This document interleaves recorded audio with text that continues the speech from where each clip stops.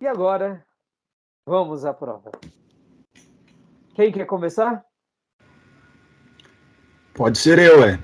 Ou pode ser eu também, não Opa, tem problema não. gostei. Como diriam alguns, o melhor fica sempre pro final. Glória, né? Os dois vão ser bênçãos, mas gostei da coragem, né, pastor? Amém, isso aí. Glória a Deus. Então, eu vou mudar agora, aqui vai ficar um modo orador, tá, Gil? Deixa eu ver aqui se essa exibição tá melhor. Isso.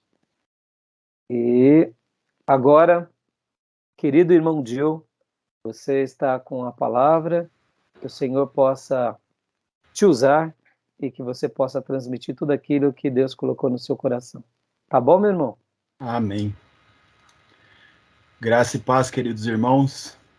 Aqueles que me ouvirão futuramente também, graça e paz. Que essa palavra chegue até o seu coração e seja um refrigério de Deus para a sua vida. Que você tenha ouvidos para ouvir essa palavra. Que o Espírito Santo possa, nesse momento, te deixar sensível à voz e à palavra que ele deseja falar ao seu coração. Amém? Foi um texto que eu orei muito para poder estar citando ele aqui e espero que o Senhor possa falar em cada coração. O tema desse sermão, dessa palavra, é Conhecendo Jesus verdadeiramente. E o texto que me inspirou a fazer esse sermão e também a ter esse tema é o texto de Mateus 16, no versículo 13, onde Jesus faz uma pergunta para os seus discípulos. Lá Jesus faz a seguinte pergunta: quem diz o povo ser o filho do homem? Olha que pergunta interessante de Jesus. Os discípulos respondem Jesus imediatamente dizendo: Senhor, alguns dizem que o Senhor é Elias, que o Senhor é um profeta, que o Senhor é Jeremias. E diante dessa resposta dos discípulos, Jesus se vira para eles como se apontasse o dedo para cada um deles e diz: E vocês? Quem diz ser o filho do homem? Olha que pergunta maravilhosa de Jesus. É como se Jesus estivesse dizendo para eles: vocês, o que dizem de mim? Vocês me conhecem de verdade? Vocês me conhecem verdadeiramente? E Pedro, mais ousado, que sempre falava primeiro, nessa hora não foi diferente. Pedro, tomando a palavra, disse: Tu és o Cristo, o Filho do Deus vivo. Isso é maravilhoso, meu irmão. Isso é tremendo. E Pedro conseguiu arrancar de Jesus. Eu imagino Jesus nessa hora sorrindo e dizendo: Muito bem, Pedro, muito bem. Bem-aventurado és tu, Simão Barjonas. Não foi carne nem sangue que te revelou isto, mas o meu Pai que estás no céu. Pedro, naquele momento, conseguiu ser aprovado por Jesus porque ele teve a revelação de quem era verdadeiramente o Filho de Deus. Será que nós conhecemos o Senhor como verdadeiramente Ele é? Será que nós conhecemos Jesus na intimidade? É algo que nós precisamos refletir, algo que nós precisamos refletir. E o texto que eu gostaria de usar, que o Senhor trouxe ao meu coração para essa reflexão, como texto base, é Mateus 21. Mateus 21, esse foi o texto de partida, a qual o Espírito Santo me despertou esse tema e esse sermão, mas eu gostaria de usar como base Mateus capítulo 21. Um texto que também nos mostra o interesse de Deus em saber se nós o conhecemos como verdadeiramente Ele é. Olha só, Jesus querendo saber dos seus discípulos se eles realmente o conheciam de verdade. Então, gostaria que nós lêssemos Mateus, capítulo 21. Se você preferir, você pode apenas me ouvir, tá bom? Se você tiver uma Bíblia, você pode me acompanhar. Vou ler aqui o texto. Mateus 21, a partir do versículo 6, diz assim: Indo os discípulos, e tendo feito como Jesus lhe ordenara, trouxeram uma jumenta e um jumentinho.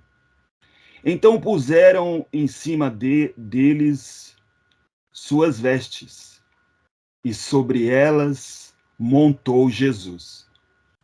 E a maior parte da multidão estendeu as suas vestes pelo caminho, e outros cortavam ramos de árvore, espalhando-os pela estrada. E as multidões, tanto as que precediam como as que seguiam, clamavam: Hosana ao filho de Davi. Bendito o que vem em nome do Senhor. Hosana, Hosana nas maiores alturas. E entrando Jesus em Jerusalém, toda a cidade se alvoroçou e perguntavam uns aos outros: Quem é este? E as multidões clamavam: Este é o profeta Jesus de Nazaré, da Galileia. Amém? Esse é o texto, e é um texto que, se nós interpretarmos ele de bate-pronto, rapidamente, nós diríamos: que povo abençoado! Nós bateríamos palma para esse povo, porque vemos o fato dele, nós vemos aqui o povo aclamando Jesus como rei.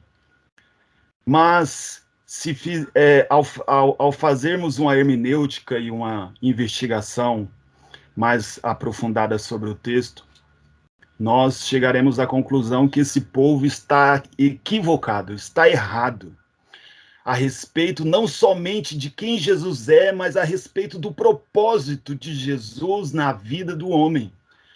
Um povo que estava aclamando Jesus como rei, mas simplesmente porque queria que Jesus os livrasse do jugo do governo de Roma, porque era um governo e um jugo muito pesado sobre Israel. Olha só que interpretação e que distorção errada a respeito de quem Jesus era, a respeito do propósito de Jesus na vida do homem. Eles conheciam as profecias, eles conheciam as escrituras, eles esperavam um Messias, um libertador para Israel. E como o texto mesmo diz aqui, eles falavam: olha, o filho de Davi chegou, o filho de Davi chegou. Mas com um objetivo e com a conclusão totalmente errada a respeito de diante de quem eles estavam verdadeiramente. O profeta Oséias nos dá um conselho muito interessante e que eu gosto de encarar como um mandamento das Escrituras. Eu tenho para mim como um mandamento das Escrituras porque ele de fato é, eu acredito. Oséias capítulo 6, versículo 3 vai dizer que nós devemos conhecer e prosseguir em conhecer o Senhor. Lá diz especificamente assim: conheçamos e prossigamos em conhecer o Senhor. Será que nós conhecemos o Senhor? Na história da igreja, por algumas vezes a gente pode observar algumas distorções a respeito da pessoa de Jesus, algumas heresias, alguns pensamentos totalmente equivocados a respeito de Jesus. Nós vemos discussões a respeito do nascimento virginal de Jesus, se Jesus realmente existiu antes do seu nascimento de Maria, não é verdade? Alguns chegam a discutir que Deus o criou no momento que ele nasceu de Maria, né? A respeito se Jesus foi verdadeiramente homem, 100% Deus. Há tantas discussões nós vemos na história a respeito de quem Jesus é de verdade. A respeito de quem Jesus é de verdade. Será que nós conhecemos Jesus de uma maneira e de uma forma coerente? O que Jesus é para nós? Nesse texto, nós vemos um povo totalmente equivocado a respeito de quem Jesus era. Eles esperavam que o reino de Deus, que Jesus ali traria uma breve satisfação e alívio dos problemas que eles passavam naquele momento na vida deles. Né? Eles esperavam que o reino de Deus era terreno e momentâneo e passageiro ao mesmo tempo. Mas nós sabemos que Jesus Cristo, ele não veio nos dar um reino momentâneo, passageiro, não. Jesus, ele veio nos dar algo permanente e duradouro. E que Jesus, o seu propósito na vida do homem é salvar a sua alma de todos os seus pecados e entregar em suas mãos, pela sua infinita misericórdia e graça, a vida eterna. Ou seja, o Senhor, ele é o salvador das nossas almas, o salvador que veio nos arrancar do império das trevas e nos salvar dos nossos próprios pecados, e não apenas um rei terreno, biológico e natural, que veio nos trazer alívio dos problemas passageiros, dos problemas aqui naturais desta vida. Não, não. Se nós pensarmos desta forma, com certeza recairemos no mesmo equívoco e continuaremos no erro a respeito da pessoa de Jesus. Algo muito interessante também, que eu gosto de citar e que eu gosto de entender, é que isso não acontece apenas com esses equívocos não acontecem apenas com aqueles que seguem Jesus de uma forma mais superficial, que seguem Jesus de longe, como Pedro em certa ocasião. Mas acontece também com pessoas que são piedosas, e que estão na igreja há algum tempo, mas com algumas distorções em suas conclusões, equivocadas em algumas opiniões sobre Jesus. João capítulo 14 e versículo 6, um pouquinho antes, versículo 4, nós vemos a insatisfação de Jesus a respeito dos seus discípulos. Quando Felipe olha para Jesus e pergunta: Jesus, mostra-nos o Pai e isto nos basta. Olha só o que Felipe falou para Jesus. Jesus olhou para Felipe e também para Tomé, que tinha feito uma pergunta também não muito boa para Jesus um pouco antes, e diz: há tanto tempo eu estou convosco e vocês ainda não me conhecem? Olha só o que Jesus disse para discípulos que estavam com ele ali, sempre vendo ele a todo momento. Há tanto tempo eu estou convosco, Felipe, Tomé, e vocês ainda não me conhecem. Será que nós, você que me ouve nesse momento, você conhece Jesus? Será que você não está equivocado? Porque é bem possível que nós tenhamos uma opinião equivocada sobre Jesus. Nos nossos dias, nós vemos as pessoas dizerem que Jesus é o maior psicólogo que já existiu, o maior médico que já existiu. E alguns chegam até a fazer de Jesus um serviçal. Olha, Jesus, eu estou aqui hoje na tua igreja te buscando porque eu quero que o Senhor me abençoe. Olha, eu fiz um propósito de 7 semanas e se esse propósito não se cumprir, se o Senhor não cumprir na minha vida, eu rasgo a Bíblia. Será que nós conhecemos Jesus na íntegra, na pessoalidade, como verdadeiramente Ele é? Será que nós temos ciência do propósito de Jesus nas nossas vidas? Jesus, a missão dele, quando Jesus decidiu vir à Terra, ele veio com um propósito e com uma missão: buscar e salvar o perdido, salvar o perdido, nos dar a vida eterna. Não foi nos trazer algo momentâneo e passageiro. Conhecer, no hebraico, ele tem um significado muito interessante. A pronúncia é Yadha, Yadha. Eu pratiquei bastante para falar essa pronúncia. Yadha. E ele tem um sentido amplo, que quer dizer experimentar. Olha que interessante isso daqui, gente. Conhecer significa experimentar.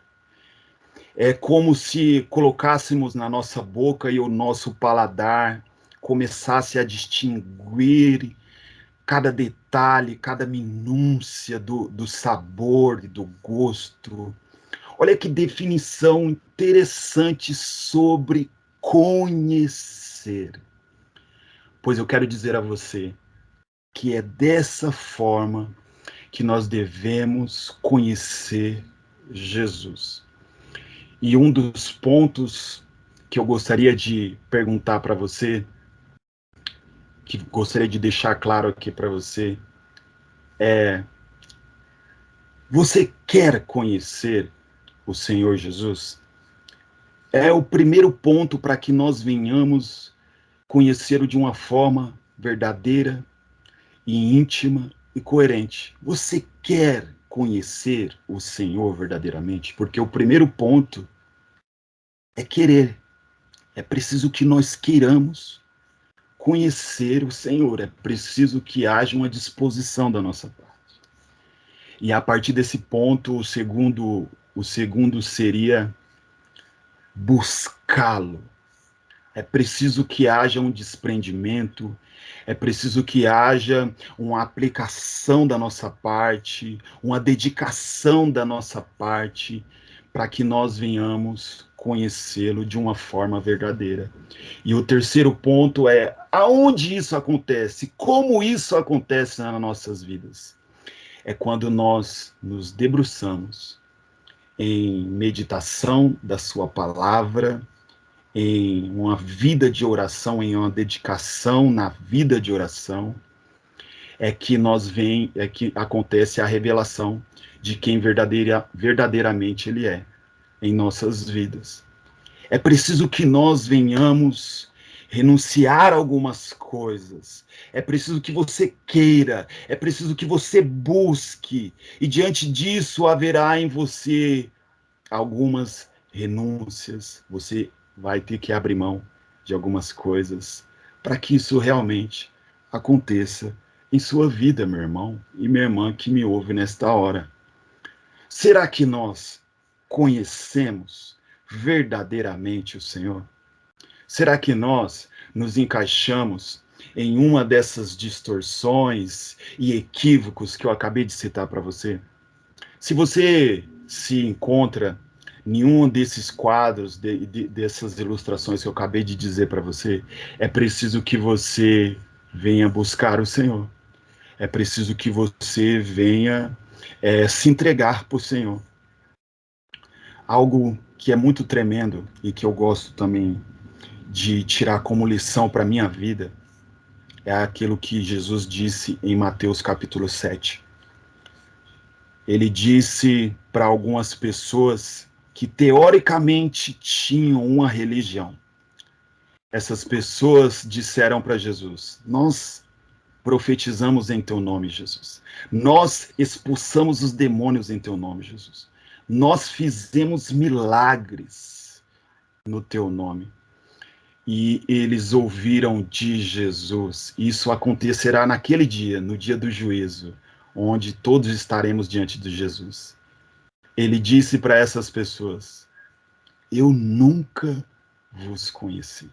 Ah, meu irmão, isso é tremendo, meu irmão. Isso é preciso, isso gera algo dentro de nós. Isso tem que nos motivar, tem que nos fazer caminhar em direção a conhecer esse Deus que nos salvou. É preciso que nós sejamos despertados para conhecermos o Senhor. Afinal de contas, né, como está escrito lá em João, capítulo 16, a vida eterna consiste em conhecer Jesus Cristo como o único e verdadeiro Deus. A vida eterna consiste em conhecer Jesus como o único e verdadeiro Deus. É preciso que nós acordemos para isso, porque foi para isso que ele se revelou, que ele se manifestou. Conheçamos e prossigamos em conhecer o Senhor. Quero deixar aqui como conclusão e aplicação desse texto, desse sermão, que nós devemos conhecer, experimentar desse Deus que se fez carne e habitou entre nós para nos salvar dos nossos pecados. Conheçamos e prossigamos em conhecer o nosso Senhor, o autor e consumador da nossa fé. Amém.